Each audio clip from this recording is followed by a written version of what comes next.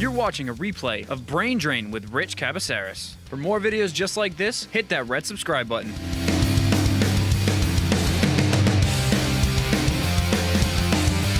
Good morning. You're listening to Brain Drain on 1480 WSAR. And you can watch us live on WSAR.com, Spindle City Auto Glass Studio Cam. You can see us on Facebook Live, where I'm adjusting the camera right now. You can join the conversation by going to Facebook Live, Brain Drain with Rich Cabaceres, and post your comments below the actual feed. You can also join the conversation by calling 508-673-1480. And you know what? If you want to listen to us anywhere in the world, you can download the free app, TuneIn Radio, type in 1480 WSAR, and guess what? My sound will be coming to you live in your ears 9 to 11 a.m. Monday through Thursday. And if you want to go old school, you can listen to me on your AM airwaves, whether it be South Coast, Massachusetts, Cape Cod, Rhode Island. You can listen to us anywhere in the South Coast, anywhere in Rhode Island, by going to 1480 a.m. And you know, we got an action-packed show today. I guess it's action-packed. It's more so for my guests as opposed to me, but we have an action-packed show. We're going to be talking about post-traumatic stress disorder today. We're also going to be talking about education later on in the show. But I have some special guests here in the studio. I have Anne-Marie and Kathy here in the studio. Say hi, guys. Hi. How you doing today? Fine. Great. So, I really appreciate you coming. And I really appreciate the work that you're doing talking about post-traumatic stress disorder. So tell us what you're trying to do. What is your mission in your event that you're having on Saturday, January 20th at the Blessed Trinity Parish on 1340 Plymouth Avenue in Fall River, Massachusetts? So, first of all, thanks for having us, Rich. We're hosting an event, Moving Beyond Post-Traumatic Stress, a community conversation.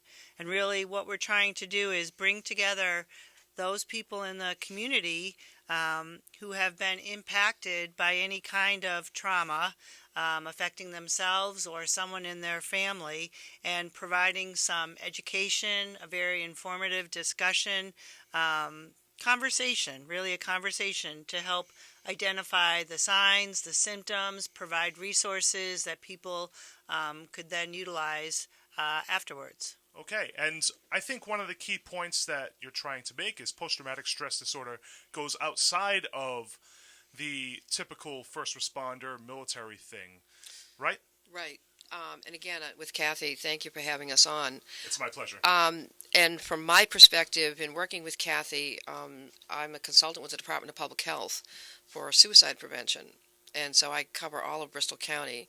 And every time I do a training or we do a community conversation, people lose sight of the fact that anybody can be impacted by post-traumatic stress. There are levels to PTS that most people don't even understand are there. There is the obvious that we hear about, the massive trauma that can happen. But there's a secondary level too, and there's even a category called mild, where if you're exposed to something, think of the 9/11, the TV and all the things that happen. If you see that over and over and over again, you're going to end up with some form of post-traumatic stress and not even recognize it. And one of the things that we get concerned about is, I'm always looking upstream at protective factors, is that if we can address post-traumatic stress at all levels and have communities and families recognize that they have been impacted, we can probably prevent some suicide. And that's the key thing. A lot of people are dying because of post-traumatic stress disorder. This is something that is pervasive, something that is changing people's lives, and ultimately they're resulting in suicide. I know we talk about veterans, 22 veterans per day who are committing suicide, which is scary from a combat veteran myself. I know I have friends who, and they don't talk about the drugs. They don't talk about the risky behaviors that are undertaken. And I'm sure that's happening across the board. It is. Yeah. It really is. And that's one of the things. So there was a shooting in Boston yesterday, one of many. And a dad is standing there and saying, because his little girl had witnessed, not the shooting, but the aftermath, which is pretty horrific. And out of his mouth comes, I hope she hasn't been traumatized by that. I almost jumped up and said, she has. So do something now before it exacerbates and it becomes a lifelong problem of nightmares, flashbacks, and other things. And yeah, and that's the big deal. We need to take a more holistic approach to mental health, public health. It's not just about the military, but not enough is being done about military families who witness the PTS being impactful on them, kids being afraid to go to school, the kids getting withdrawn, the kids getting worried. And so it's super important that we talk about all levels of this and understand that this is a key ingredient. One of the biggest things that's happening in public health right now is we're talking about ACEs, adverse childhood experiences. PTSD in the family is an adverse childhood experience. Mom or dad are not behaving so well. They're withdrawn. They might be drinking. They might be doing drugs. They might have outbursts. The kids are impacted by that. They take that into their adolescence and into their teens. Now we've got kids who are self-injuring. We have kids who are drinking or doing drugs. We have kids who are struggling with suicidal thinking, saying, I'm a burden. Maybe if it would be better if I wasn't in there at the home. And then they have suicide attempts. So it's pervasive. And I think it's an important conversation that needed to happen sooner rather than later, and I appreciate the fact that you're grabbing the ball and running with this. And if you're interested, and thank you, Kathy, for the great work that you're doing with this.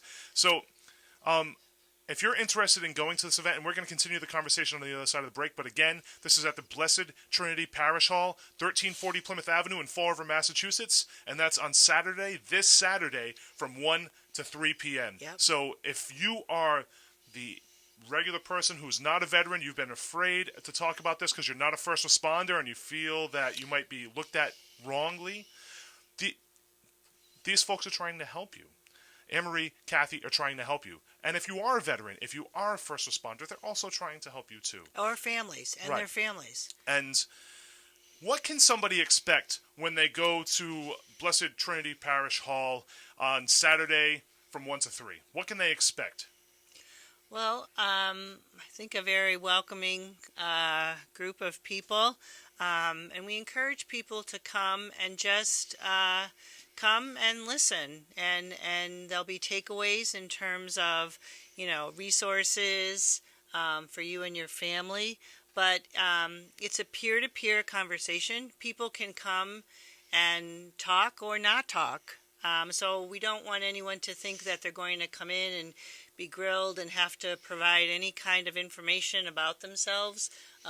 It's really, we will have Anne-Marie Machulis will be there speaking. We'll have a representative from massmen.org who will also be there providing some information about online mental health screening, which is important. So there'll be plenty of resources there, and again, a very welcoming group. So, and if you're, a little nervous, everyone's always nervous about that first time walking into an unfamiliar place. Don't be, but you're welcome to bring a friend, a family member. So from 1 to 3 on Saturday. So I'll be sharing from my personal experience. I was a battered woman, and 35 years ago I was introduced to post-traumatic stress, which was kind of odd because at that point the medical community didn't address domestic violence and understand the connection to PTSD. And so what will happen in the beginning of the day is after we do our welcome and greeting, I'll do a brief educational presentation. It's not a training. It's a conversation talking about in the journey what I discovered myself and how I don't have that run my life anymore. Not that all these years later doesn't mean that I don't have an occasional flashback or a moment, but they're split seconds. And how do you go from that trauma to that frame of mind of inner peace? Massmen.org is an organization that Department of Public Health established a few years ago because the majority of our suicides in Massachusetts and in Bristol County are still men in middle years, 44 to 64. They have all kinds of online screenings on their site. They have videos of men talking about depression and PTSD and other points. And so one of their representatives will be there to just talk about that. And then I'll also address Screenings for Mental Health has a more general online screening for families. And those are tools that are available at no cost, 24/7. And sometimes that's the first step someone can take is an online screening.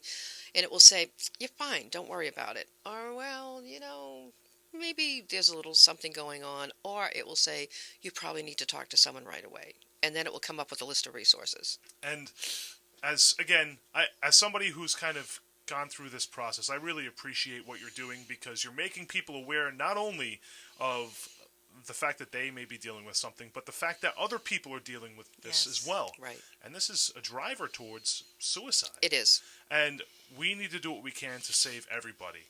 And the best way to do that is by having a conversation in a place that feels safe, and a place that feels like people are their friends, and a place that is not confrontational.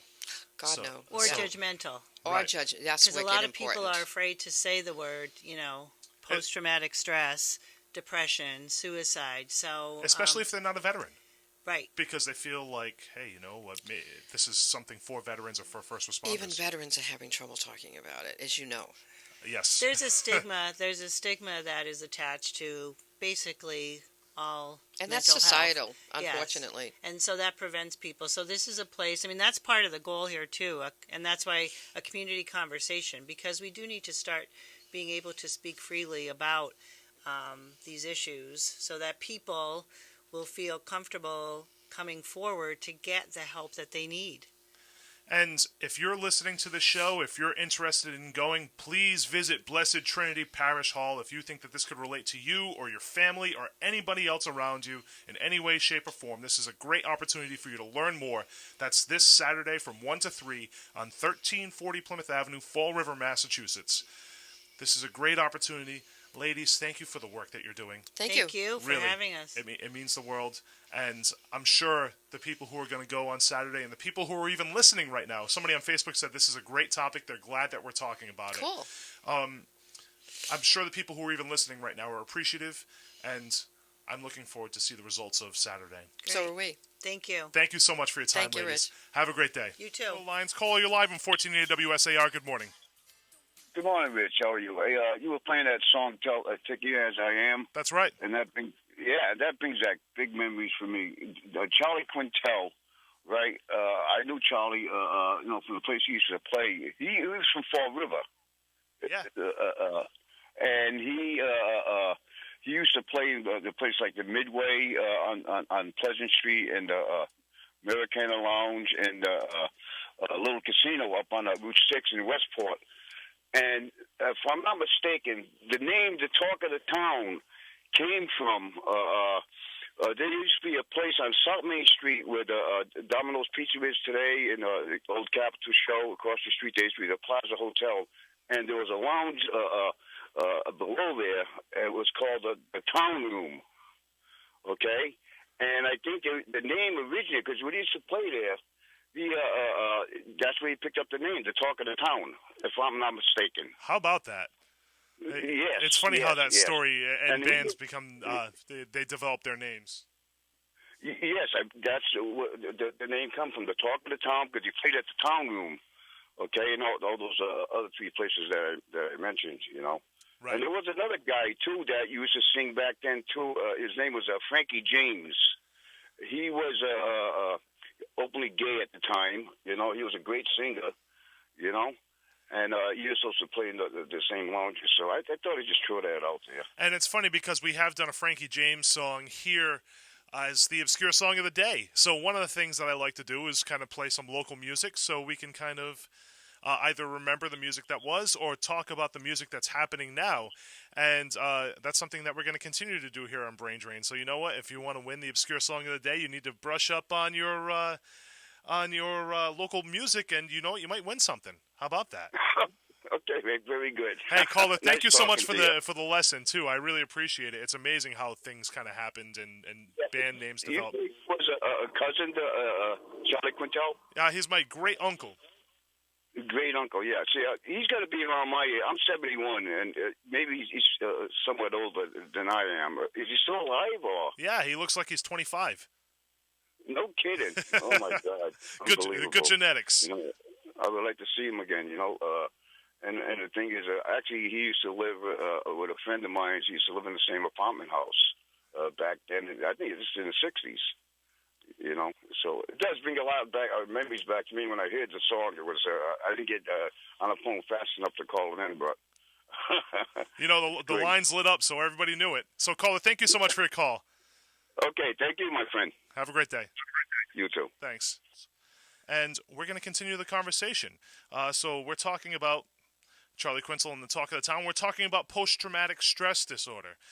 And this is something that's affecting people on a daily basis. And it's kind of one of these hidden brain injuries that it's kind of pervasive, right? So this could be, there's actually a caller who calls in on a regular basis who I'm concerned about with this because he just had a fire, his pipe burst in his house, and he's kind of quarterbacking the entire situation with the new year. And that is something that could even lead to post-traumatic stress disorder because it's exactly the way it sounds. Post-traumatic, so meaning after trauma, stress, right?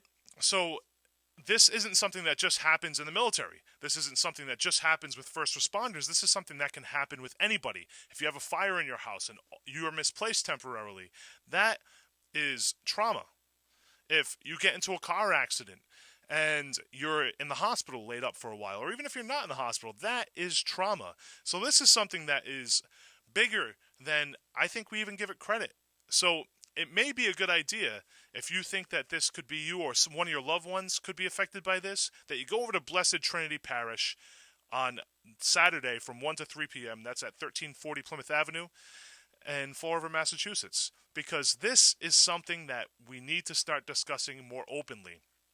I can remember when I got back, post-traumatic stress disorder was something that we didn't want to talk about. It's something that veterans hid and still hide because they're worried about job ramifications. They're worried about all these exterior things. Meanwhile, they're destroying not only their lives, but the lives of the people around them because they're destructive, right?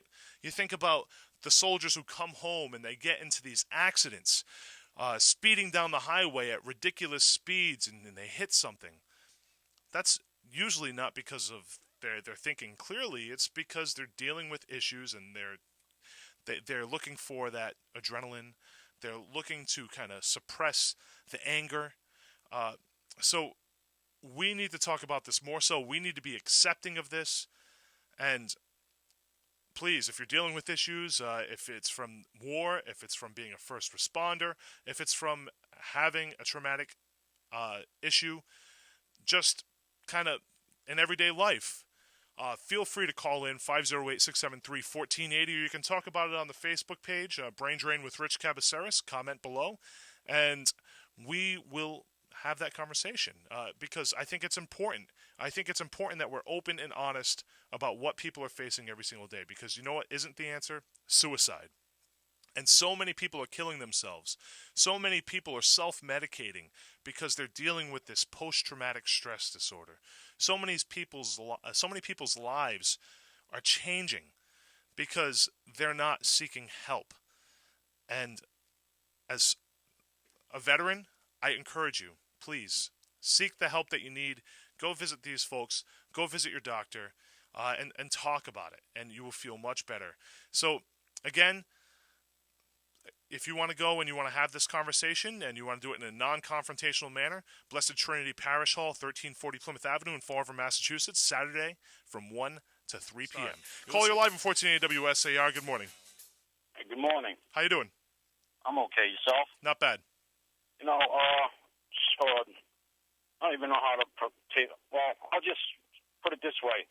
I don't think people are really ready to handle the harsh reality of today's world. And there's a book called Birth Trauma and the Dark Side of Modern Medicine by Janice Barcelo, exposing the systematic violence during hospital birth and the hijacking of human love.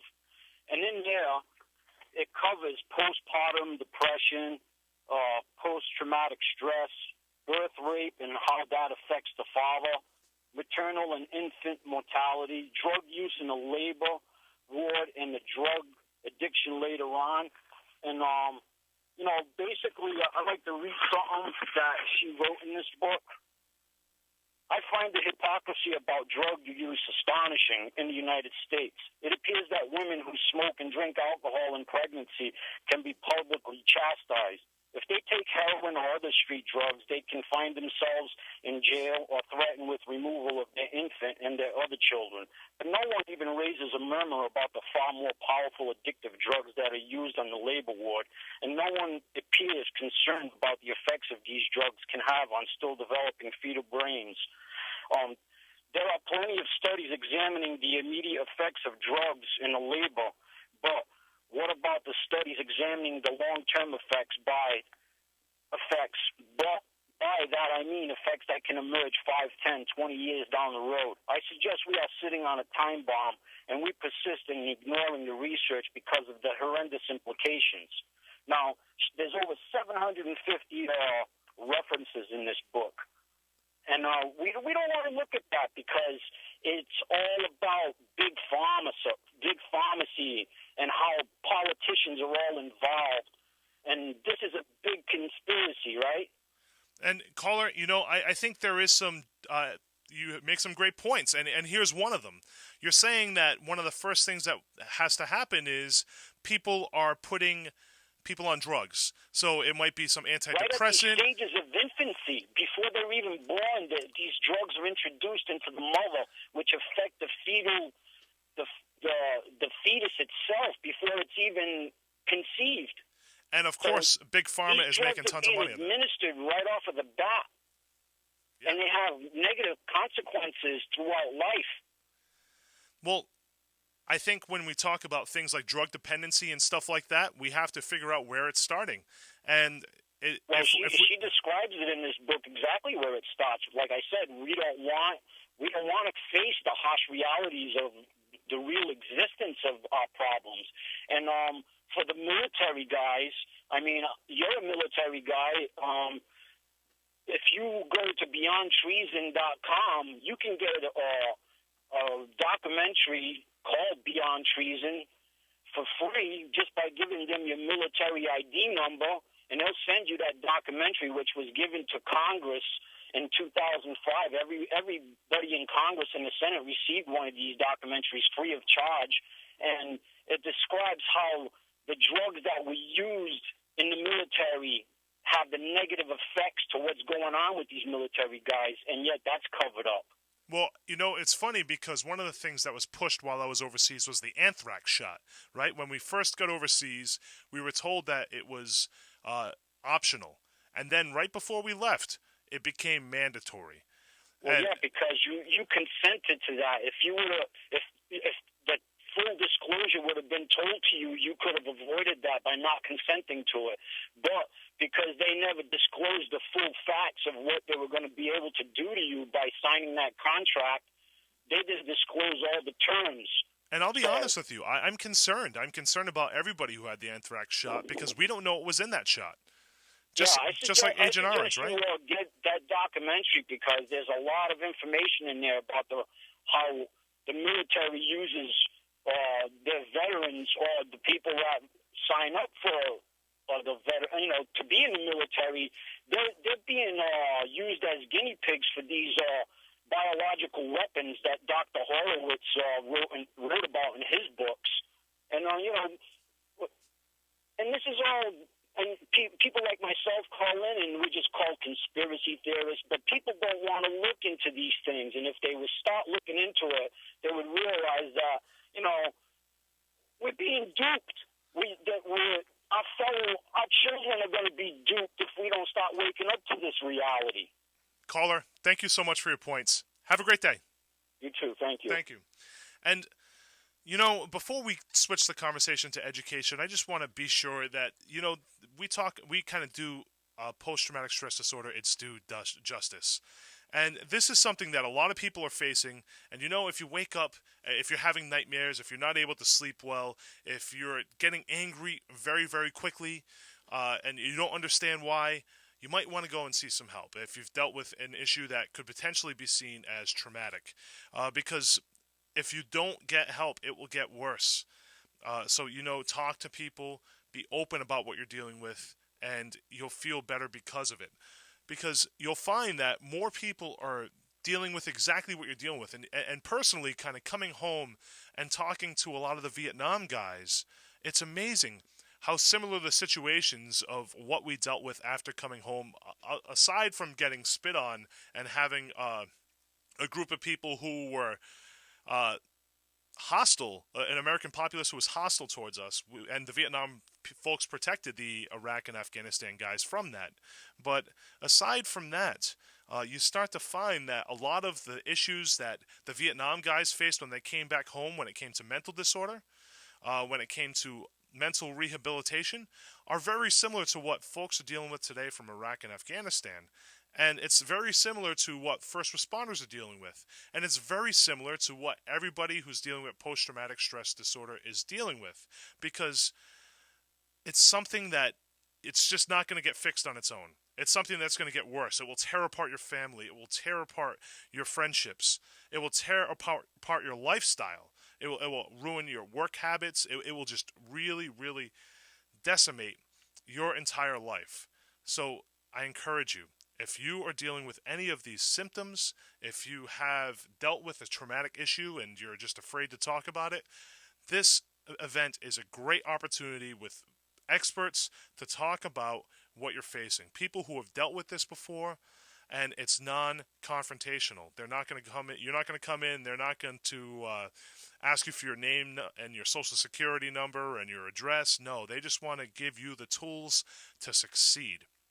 So again, that is at Blessed Trinity Parish Hall, 1340 Plymouth Avenue on Saturday from 1 to 3 o'clock. And I encourage you, even if you're not dealing with it and you think a family member is, it is a perfect opportunity for you to learn more about this, because this could really impact somebody's life. If you have a family member that you're concerned about PTSD and they don't get the help, they're a risk for suicide. They are, and we really, really need to be aware of this. So what better way to kind of make sure that 2018 is a great year than going and getting the skills necessary to help your loved one, yourself, your friend get better, because everybody needs this help. The suicide rate needs to drop. It's something that is affecting everybody, and it's even affecting kids today in high schools. So let's do more, let's work together, and let's learn more about this stuff. All right, before we go into the news, I want to kind of prep the next conversation. As we know, today the City Council is going to be meeting and talking about the new Durfee High School, right? So the new Durfee High School is something that is a large investment in education. It's something that needs to be the first step towards a gateway city getting a greater education. But I want to talk about it more on a macro level and what happens if cities and towns don't invest in education. And there's a great example of that here in Fall River, Massachusetts. So, that being said, let's dive right in. So, as we talked about, today is the day where the City Council is going to vote for a ballot question, and then you, listeners, if you're from Fall River, Massachusetts, are going to make the decision on whether you want to vote or not vote for a new Durfee High School. What is the long-term ramification if you do? What is the long-term ramification if you don't vote for a new high school? So let me tell you about what an education and an educated populace will get you, or what it won't get you. So first, let's start with an example that I know happened in real life. So I happen to know somebody who went to a public school that was underfunded prior to net school spending being a thing. Funding went to public safety, went to economic development, went to street repair, and the last thing to be funded was education. The very last thing to be funded was education. Meanwhile, the politicians who were doing this didn't care. You know why? Because kids did not vote. They were worried about getting reelected this year, and the best way to do that was by fixing streets, fixing sidewalks. And we still have some of that mentality today in politics. Who cares about education? Let's fund them as little as we have to, and let's just focus on taking care of streets and sidewalks so I can get reelected. All right, here's what's happened, and this is an exact example. So somebody comes up, and because of the fact that they came from a poor background, they were dismissed. They are not going to make it through the system. They are not going to make it through Fall River Public Schools because they don't have the support system at home, because they don't have the money, because they don't have the know-how, and as hard as they try to work, they're not going to be able to get ahead. And this is something as recent as the 1990s. So that person worked hard, very, very hard, was in AP courses, if not honors courses, through high school, but even in middle school, because of socioeconomic background, was dropped a tier, because back then they did leveling. And if you don't know what leveling is, basically leveling is they stick all the smart kids with all the smart kids, and they stick all the disadvantaged kids with all the disadvantaged kids, which if the teacher is teaching to the middle, the smart kids are being underserviced, and the disadvantaged kids are being underserviced. Meanwhile, the middle is just doing what they have to do to get by. Anyway, so this person goes on ahead, drops levels because of socioeconomic background and nothing more than socioeconomic background, goes to high school where their guidance counselor says, you know, you might not be okay for a 4-year school. Sure, you have A's and B's, but I don't think you're going to cut it in a 4-year school. You might want to consider getting a job or starting off at a 2-year school with a job. Think about that for a second. Today, that person has a master's degree. But their guidance counselor, the person who was supposed to be their mentor on making it to the next step, was telling them not to do it. And you know where that happened? Fall River, Massachusetts. Fall River, Massachusetts, that happened. That was a guidance counselor in Durfee High School. So that's what happens when you underfund schools. And you know what? Even at net school spending, schools are still underfunded. Right? We're arguing about a new building because the building is deplorable in its current state. But schools are still underfunded.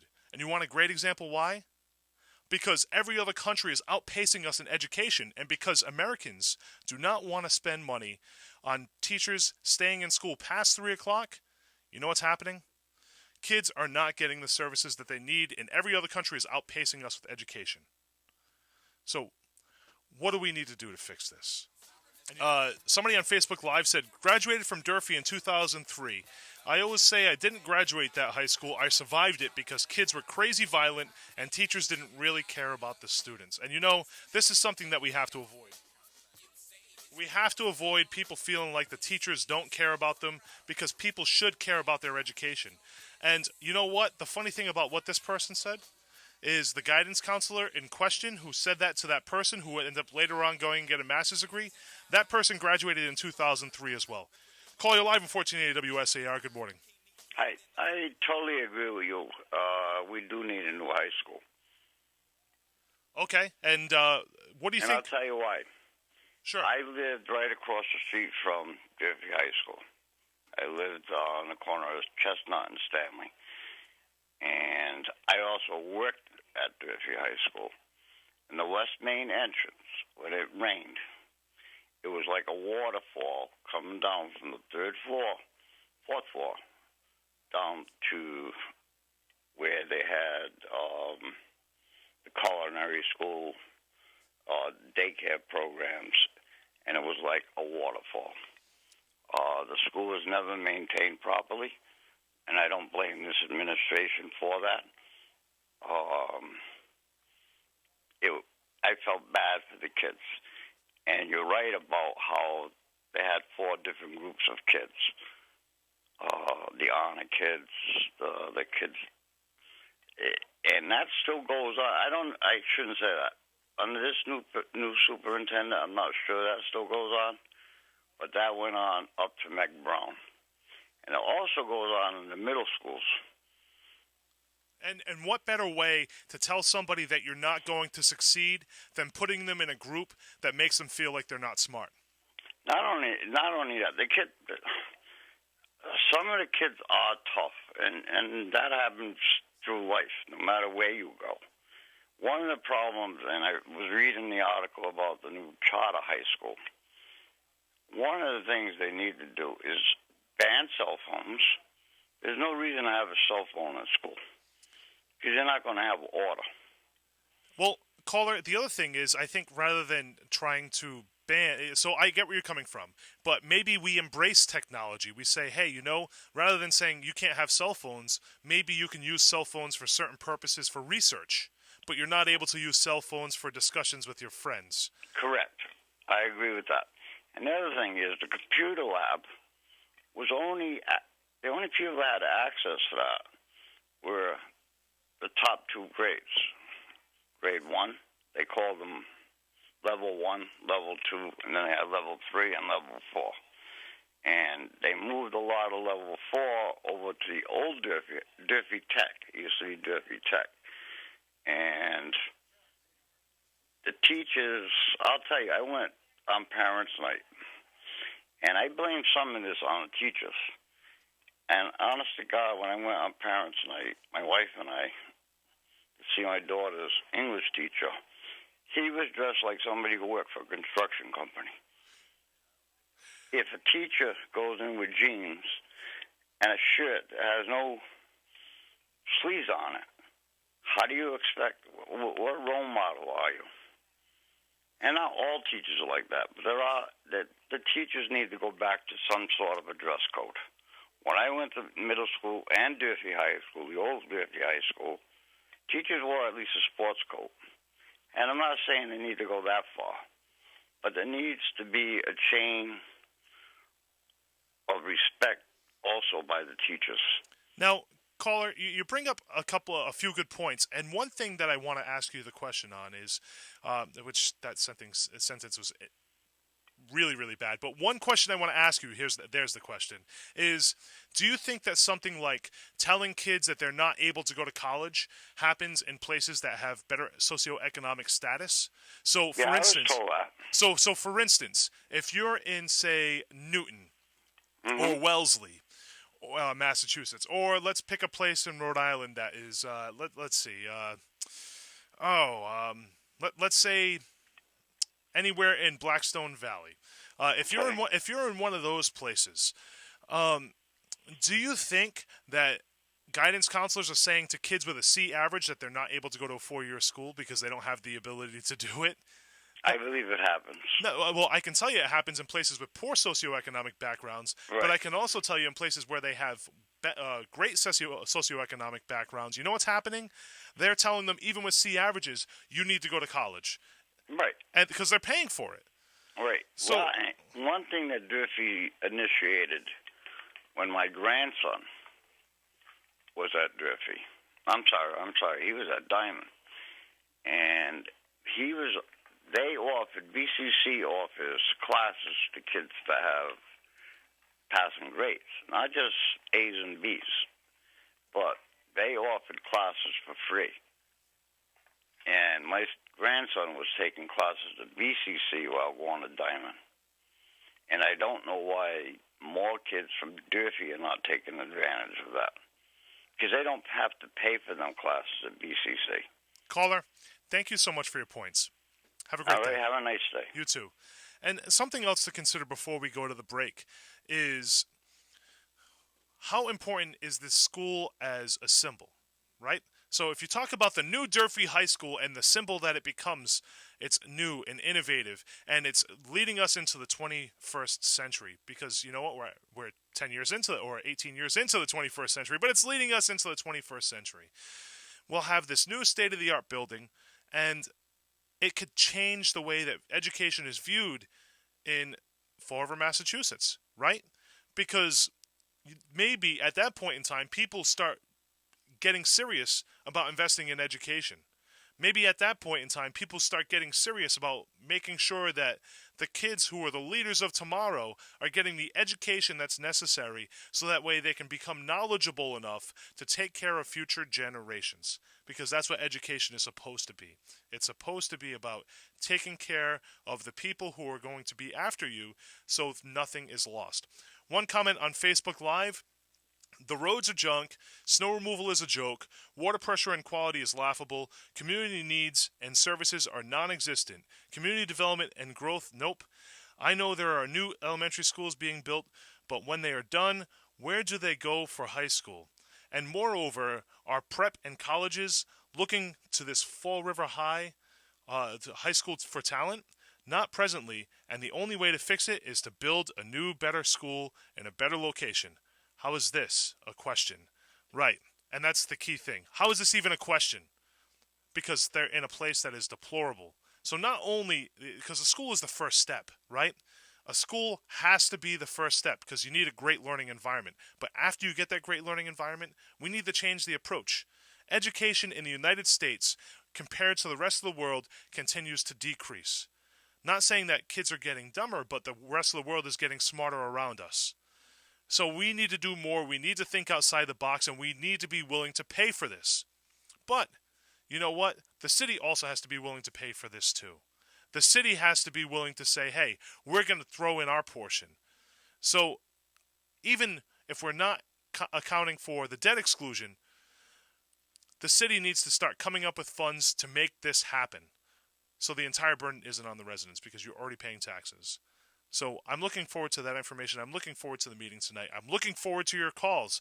508-673-1480. Do you think we should have a new Durfee High School? Do you not think we should have a new Durfee High School? And tell me why. Tell me why either way. Because I think it's important that we have the conversation on all sides and talk about what's going on. Good school districts bring in new homeowners and more taxes. Everyone is banking on the train to change the city, but add a stop on the purple line with what we have now, and riders and commuters will just wait for the next stop. Another person says, I think the biggest issue with education right now is the huge segregation of students based on both learning level and types of schools. All the great veteran teachers are hired in private and charter schools because they are paid more, and then public schools get everyone else. It just creates a huge gap between the people that can afford school and people in public schools. Thank you for your comments on Facebook Live. And we'll call you live on 1480 WSAR. Good morning. Hey, good morning. I just have a very quick question. Sure. First, I want to say I'm all in favor of the new high school. Sure. Okay, that's first.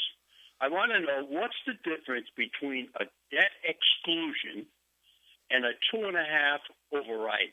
Great question, caller. So first, we'll do the 2.5 override because that's the easiest.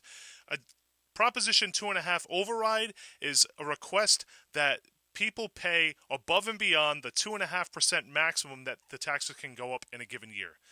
A debt exclusion, on the other hand, is going above the 2.5% for the sole purpose of paying for a specific project.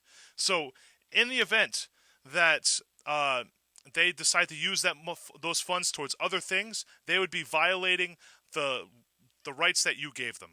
So a debt exclusion is specifically for the purpose, in this case, of purchasing and building a new Durfee High School.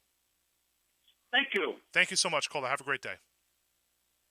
Caller, you're live on 1480 WSAR. Good morning. Good morning. How are you? I'm doing great. How are you doing? I'm doing wonderful. Well, I just want to let you know that, of course, I want the new high school. And the reason why is if a child goes to school and worries about something falling on his head, or something happening, of course, their mind is not going to be about learning. So that's going to deter them from learning. So, of course, you want to have a new high school so children do not worry about anything else except their studies. Okay? That's my reason. I want the new high school. And it makes sense because if they're worrying about their surroundings, they're focusing less on their studies.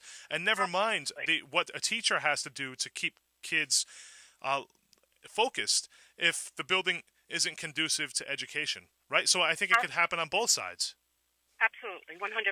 Now, to have these teachers that don't want to teach and these other students that don't want to learn, as in the famous, whatever people want to call them, Trump's words, leave them in the asshole schools that we have now. Leave the teachers that want to wear jeans and T-shirts in that school, the guidance counselors that don't want to guide in that school, and the students that don't want to learn, leave them in that old school. Well, it's funny that you say things along that line because one of the lessons I learned early on in life is if you don't dress like the job you want, the job you have, you dress like the job you want. And there's no better way to learn that than seeing how teachers come in every single day, right? Absolutely. So if teachers are coming in jeans and... I walked into a job, okay, and I saw my manager, my CEO, or whatever, walking around like a butthole or a whatever and not professional, am I going to take my job seriously? No, I'm not. Yeah, and think about it this way. Think about it this way. If you're interviewing somebody, if you're hiring somebody, and they walk in jeans and a T-shirt, because that's the mentality that they were brought up with, are you going to hire that person, right? So, and let me use personal experience, right? So, when I was a teenager, I thought it was okay to walk around in pajamas outside, right? I thought it was okay because my peers were doing it. I saw adults doing it. I thought it was perfectly okay to walk around in pajamas outside. I'm going to tell you a very, very quick story. I was at a job that I had to interview a person coming in for a certain position. And he didn't know what position it was, and it was an 18-year-old kid coming in. Do you know how he came in? He came in with a pair of khakis, a nice shirt, and a tie. Do you know what position he was coming in for? What's that? A law associate.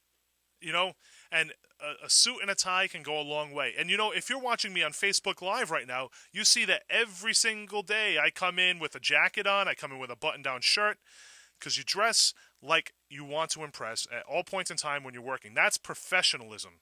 And that's something that I think... He didn't even last long as a law associate because I put him actually in the store within a month or so because of the way he was. He just took it so seriously.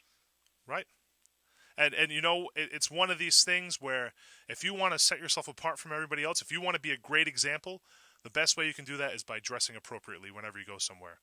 Absolutely. Dress like the job you want, not the job you have. Thank you so much for your points, caller. I really appreciate it. Have a great day. Bye. So the calls. Call you live on 1480 WSAR. Good morning. Good morning, Rick. How you doing? Good. I didn't call to talk about dress, but since that's some of the topic, nobody I know dresses better than my brother David. No one. Okay. He's an excellent. As a matter of fact, he taught me how to dress. Shout out to David. Yes. I just happened to have breakfast this morning, and Jim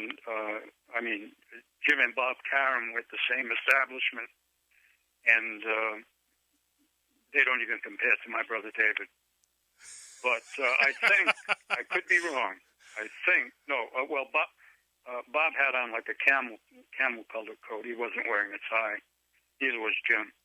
But I think, Rick, the pipe has been discovered. Okay. And what do you mean by that? No, not the crack pipe, not the hash pipe, but the peace pipe. Okay. Elaborate, caller. The pipe that was discovered through the Office of Economic Development,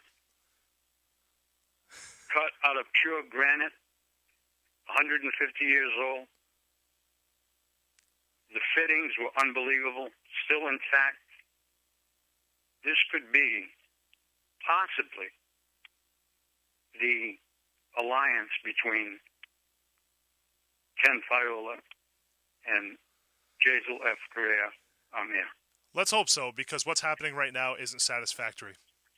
Yes, I would like to see those pipes placed somewhere where they would enhance the city in some way. And this could be a possible uniting of two great minds. Caller, I know both men personally, so caller, this could be it, Rick. Thank you so much for your call. I really appreciate it. Have a great day. You. Call you live at 1480 WSAR. Good morning. So what are we talking about, the way we dress? No, we're talking about education. Oh, education. Oh, I thought. But one of the things that happened is they were talking about how teachers dress when they go to school every single day, and it's inappropriate for the type of setting that they're in. Oh, okay. That's funny. Well, it's not funny, but the teachers should be dressing appropriate, khakis, polos, that kind of thing, right? Well, I think it's one of those things you should dress like the job you want, not the job you have. And there's no better person to teach somebody how they should dress than the person who they see every day, which is their teacher. So at the end of the day, part of the reason why it's acceptable to walk around in pajamas every single day is because they're learning it from other people, and it's socially acceptable in the schools.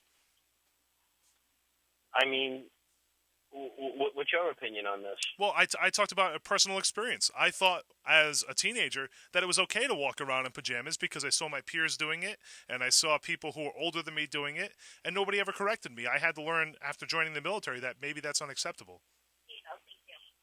What about the people you think that wear them pajama pants? What's your opinion on that? I think that they're not dressing like the job they want. They're dressing like the job they have. Some people do that. Some people, you see them dress in pajama pants. I know. But no, I'm just saying in general. Sometimes you see people dressing in pajama pants.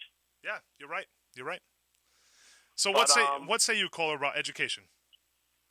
Education, all joking aside, education is the most important thing. It ties into everything, and we must make a good decision on this school. There's a lot of talk, a lot of debate. I mean, Will says we got to go with the lowest bidder. I understand that, but we have to have a building that's going to be equipped for the 21st, 22nd century, maybe. I mean, have it adaptable and upgradable like a computer. I mean, that's the way we got to think nowadays. We have to always change with the changing economy, with the changing of technology. And I've referenced this a long time ago, and I've actually dug into the archives and started watching Knight Rider again. And then watching it as a kid to watching it now, it's like, why didn't we invest into technology years ago? I mean, you had this guy talking to a car. I mean, talk about education. Why we weren't educated about that? It's just mind-boggling. What's your opinion on that, Rich? Caller, I think that a lot of the sci-fi shows inspired the technology that we see today. So talking to your cell phone and having it do something, or talking to your car and having it do something, is something that we see today. Google Glass, where you could put a visor on your eye and you could actually scan the internet while walking around. Those are things that happen because of sci-fi shows. So, yeah, I agree that this is something that we need to be focusing on, is how are we going to be innovative into the future. And that's the most important. And if you didn't do your research and you weren't taught the right way, and you weren't educated the right way, sometimes you wouldn't even know what courtesy is. Sure. If you weren't educated or you didn't know any better. So maybe we should teach, like in the public school system, maybe an etiquette course on how to maybe open doors for somebody. Or, I mean, this is comes down to education, doesn't it? It's some of this stuff's not rocket science, but some people make it out to be. Well, I think part of it is the difference between an education and knowledge, right? So people should have the knowledge and the know-how that they should open doors for people and hold doors for people and have common courtesy. And that's stuff that should be, frankly, taught in the home, but unfortunately it's not. Unfortunately, teachers are being asked to kind of not only teach common courtesy, but also teach the thing that they're trying to teach. And that comes down to the breakdown in the family. So that leaves it up for the teachers to be more overwhelmed into teaching curriculum. Not only do they got to teach, English and math, but they also got to teach etiquette and manners sometimes. Caller. And even to morals, Rich. I mean, this is the society we live in. It's just trying to have the knowledge and being prepared for this, Rich. Caller, I think we need to do more just to create more of an education or educational opportunity for every single person who lives throughout the entire country. Thank you so much for your point, Thank caller. you, sir. Have a great day. Caller, you're live in 1480 WSAR. Good morning. Hey, good morning, Rich. How you doing? I'm doing okay. Some ideas here. Number one is, how am I going to put this? You're going to put it in the form of a deep breath before actually saying it. Absolutely, absolutely, seriously. And this comes from years and years being in the classroom, not the deep breath part. But, sure. One thing you should be aware of, both in terms of quality of education and the taxpayer's wallet, be careful with all the experiments that get shoved down education's throats. I saw them when I was a child.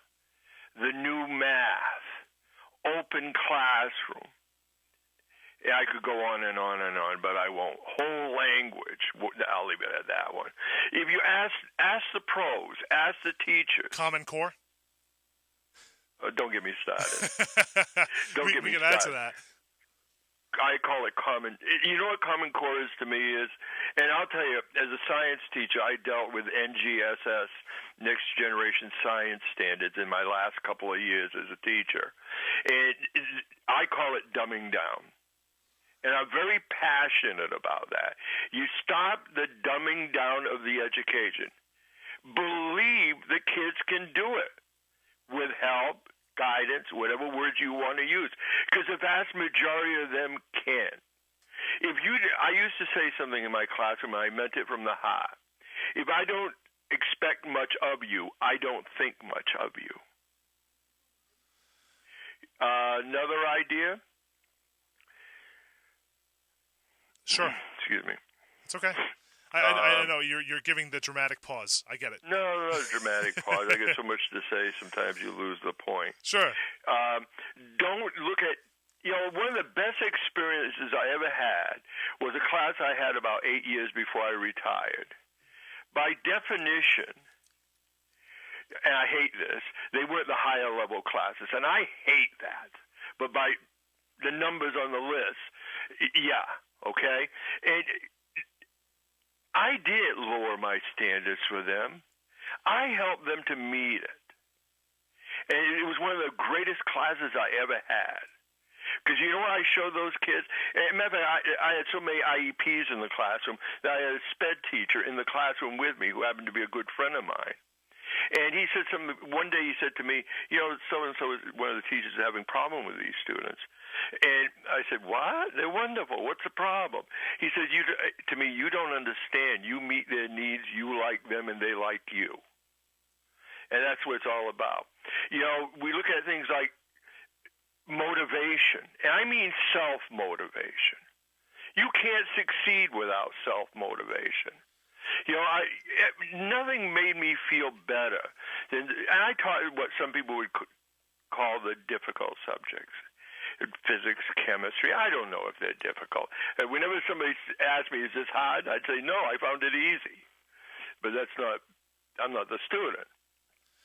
But caller, I'm going to hold you there because we're getting ready to go to a commercial break. Yeah, one last thought. Sure. And stop worshiping the technology.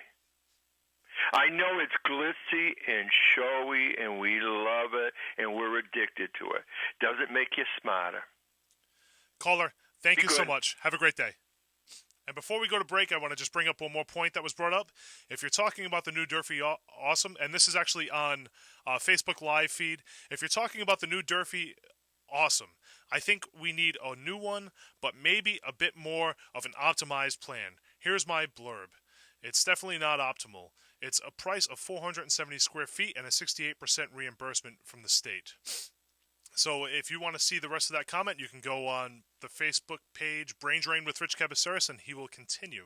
But to that, I would say that I think that there's a couple of misnomers about this actual project. First, they're talking about building in place while students are still going to school. So of course, the cost is going to go up. And the idea that we're going to move the school from its current location to somewhere else in the city has been explored, and it's too costly. One of the reasons is the reimbursement rate isn't effective on the purchase of new property. So if we did purchase new property in, say, downtown Fall River, 100% of that cost would be on the taxpayer, you, the resident of the city of Fall River. So unfortunately, or fortunately, depending on who you are, the ability for the school to move from Ellsby Street is cost inefficient.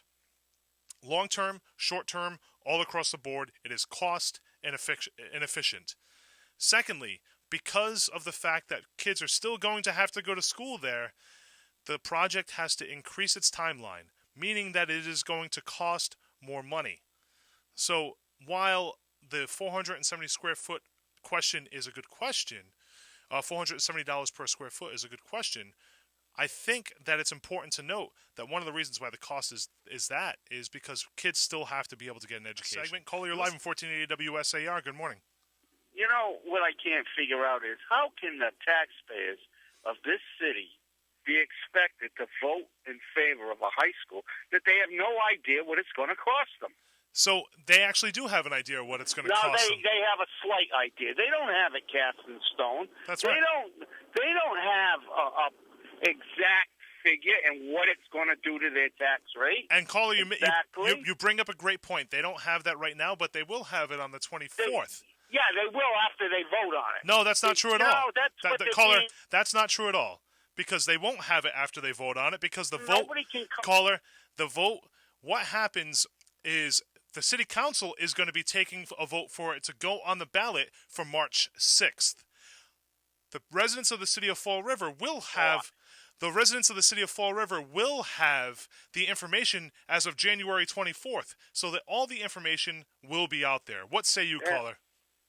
They're not telling you what it's going to do to your taxes and how they're going to pay for it. They may come up. That's like you wanting to build a house and the contractor saying, yeah, well, the interest rates are low right now. Let's take advantage of this. I'll build this house and I'll help you out. I'll take a percentage. Of what percentage? Well, don't worry about that right now. And caller, and you can't. As many questions you ask, you can't get an exact number of what it's going to take out of your pocket. And caller, you know when you will have that answer. That? Caller, you know when you will have that answer is January 24th. You know when voters take the vote?